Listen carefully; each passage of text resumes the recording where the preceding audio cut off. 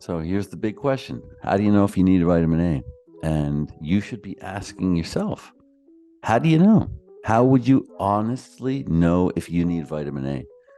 There's no blood test, there's no urine test you could do. And even if you could check your blood for vitamin A, what good is that? You need to know what's in the tissues where the processes that require vitamin A actually take place. That's what you want to test. So the only success you can have is if you test the tissues. But I'll tell you how to do that. Since we know what vitamin A does, we know the processes that require it, we can look at the tissues. We can see what happens if you're lacking vitamin A. What happens to those processes that require vitamin A? So, for example, vitamin A is required to maintain and repair epithelial cells and epithelial tissue, so your skin. If it's not getting vitamin A, if there's not enough, if you're lacking vitamin A, then that process begins to break down. It begins to suffer. Obviously, it's not getting the nutrient it needs. So you develop rough and dry skin. And this, of course, is a symptom of vitamin A deficiency. So this is a really simple way to understand not only vitamin A, but any nutrient need in the body. But there's one problem. You can't possibly assume that you're lacking a vitamin because of one symptom that you have, because the body's complex. You could have dry skin because you're taking a prescription medication. Maybe you have another vitamin deficiency that results in dry skin. Maybe you have allergies. So there are other reasons. For that reason, you're going to want to use obviously more than one sign or symptom in the body. You're going to want to use at least 10. This is the only way you're going to reliably and consistently know if you need vitamin A. And a big reason for that is we all develop symptoms at different times and to differing degrees. So whereas you might start with one symptom, your cousin, your neighbor might have a different symptom. So what are the 10 symptoms that we can look at to determine, do we truly need this vitamin? Does my body need a little bit? Does it need a lot? How much am I lacking? So here we go. The 10 symptoms that you're going to want to look for are as follows. Number 1, acne. Number 2, dry hair. 3, trouble seeing in dim light or night blindness.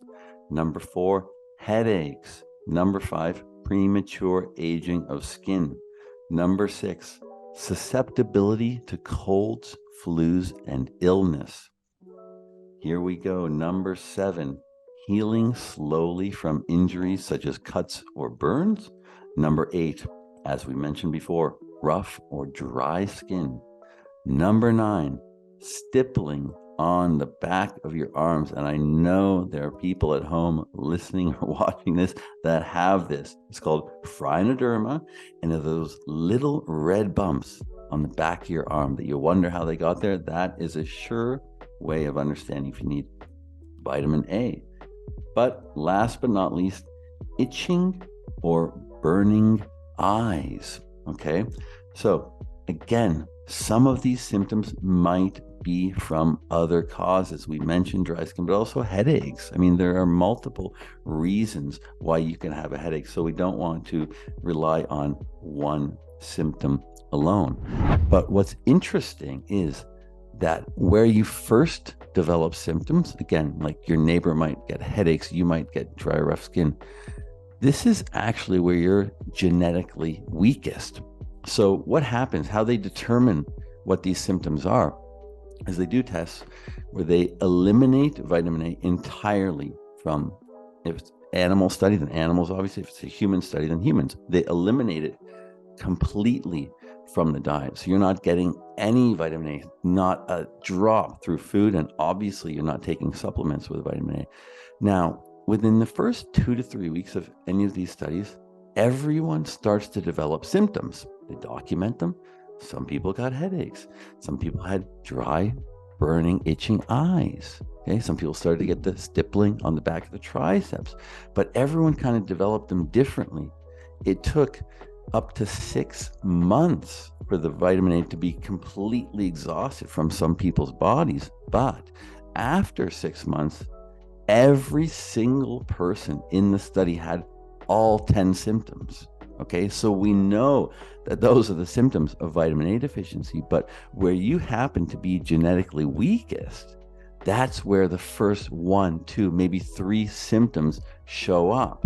Okay, and that's why if you're looking at that list of 10, you want to at least have 3 of them before you're going to assume that you're lacking vitamin A. Again, because you could have it for another reason. You could have a headache because you're lacking magnesium or potassium, or again, you're on a prescription drug that causes that. Maybe it's just an environmental toxin. There are a multitude of reasons. So you only want to assume you're lacking if you have at least 3 of these. The other thing to keep in mind is the severity to which you're feeling these symptoms. The severity of the symptoms is also very important in indicating a genuine need for vitamin A. So that simply means, number 1, the more severe or frequent a symptom manifests, the more likely that it's related to vitamin A. And number 2, the more symptoms you have related to vitamin A, the more likely there's a genuine need for it. So you want to look at the 10 symptoms and experience at least 3 of them to conclude that you need more vitamin A. Of course, the more symptoms you have and the more severe they are, the more likely you truly need this and the more vitamin A your body needs. Okay, so you have 3 or more of these symptoms.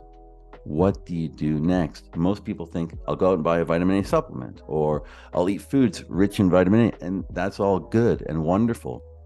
But you need to look at antagonistic substances. And this is also a reason why you might be lacking vitamin A. You might be consuming or doing something that's hindering vitamin A absorption, that's blocking it in the body, or causing your body to eliminate vitamin A before it's used, or eliminate it quicker than someone would that's not consuming one of these antagonistic substances. Okay, so these substances are important to note and look at to see, am I doing some of these things? Am I consuming some of these things? And if I stop, will that correct the problem? And in some cases, yes, that's the answer. So the substances that deplete or inhibit vitamin A are, number 1, alcohol; number 2, coffee; number 3, cortisone; number 4, excess iron. Okay, and that's why it's important to look at every nutrient individually to see where you stand, because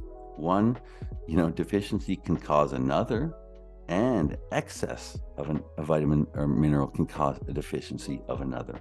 Okay, so number 5, nitrites; number 6, sodium benzoate. You don't want to consume that anyway, so definitely cut that out. UV light is number 7.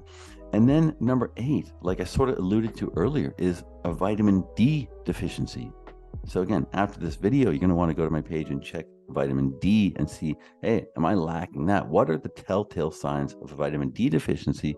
Is that what's causing my lack of vitamin A? So without making it too complex, you just want to look at this list. You want to see, am I exposed to any of these substances? Am I consuming them unknowingly or knowingly, obviously with alcohol and coffee and things like that?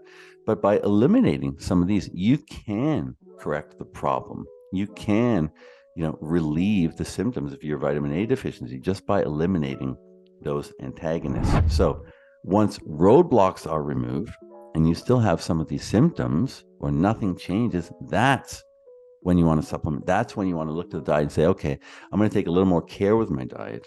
I'm going to introduce some foods that are rich in vitamin A. And of course, yes, I'm going to tell you what those are. But that's the first thing you need to do. Eliminate the antagonists. Get them out of the diet completely. And of course, if you're someone who enjoys alcoholic drinks or you enjoy coffee every day, I'm not saying to cut it entirely, but if you have 6, 7, 8, 9, 10 of these symptoms and you're consuming alcohol and coffee regularly, yes, of course, it's going to be a good idea to cut back on them at least a little bit and see if you get an alleviation of some of these symptoms. You're going to feel better. Okay. So eliminate before we take a supplement or a food. And then when we do take a supplement or a food, there's something else that you have to know. Vitamin A comes in two forms. Okay. There's a fat soluble version, which is retinol, which is sort of the true form that your body recognizes and wants. Those come from animal products. Okay, so retinol is from animal, but there is a water soluble version.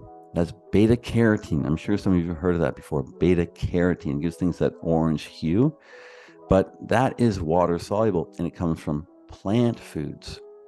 There's one thing you have to keep in mind though. The body converts 3 IUs of beta carotene to 1 IU of retinol. What does that mean? That means if you want to get 5,000 IUs of retinol and you're going to take it in the form of beta carotene, you need at least 15,000 IUs of beta carotene for your body to convert in the liver to 5,000 IUs of pure retinol. But that is if you have a healthy liver. Do you? I don't know. But you must have a healthy liver and you can't be diabetic or have thyroid issues. So that's the important thing to keep in mind when choosing a supplement or choosing your food sources. If you are lacking vitamin A, if you have some of these symptoms and you want to increase it and you want to take a supplement, you can pick beta carotene, or again, you can pick pure retinol. There are people who are vegetarians, who are vegans, who might have, a moral issue here. But nonetheless, we know for a fact that if you have thyroid issues, if you're diabetic, if you have liver issues, you're not going to convert it well. You must take the pure retinol or animal form. Okay. All right. I'm going to give you almost 20 foods that are rich in vitamin A. Some are going to be from plant. Again, so that's going to be some beta carotene. Some are going to be from animals. So at least you have the choice now. Okay. Cod liver oil, liver, preferably from beef or lamb, asparagus, chili peppers, arugula, broccoli, butter, carrots and carrot juice, pumpkin, parsley, salmon, spinach, oysters, paprika, tomato juice, butternut squash, and peaches. That's all I have for vitamin A. Again, use the simple, straightforward method. Look at the 10 symptoms. Do you have 3 or more? Look at the severity and then eliminate the antagonists. Increase in the diet or take supplement form. I hope that helps some of you. Check out my YouTube page to check out all the other vitamin and minerals and have a wonderful day.